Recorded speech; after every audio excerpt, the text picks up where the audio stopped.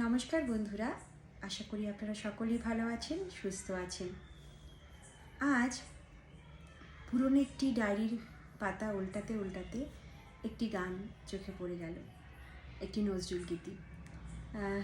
এই নজরুল গীতিটি আমি অনেক ছোটোবেলায় আমার গুরুমার কাছ থেকে শিখেছিলাম, আর শেখার সেই মুহূর্তগুলো মনে পড়ে যাচ্ছে যে তিনি কিভাবে আমাকে একদম পাশে বসে হাতে ধরে ধরে রিডগুলো দেখাতেন, কিভাবে বাজাতে হবে, কিভাবে সুর লাগাতে হবে।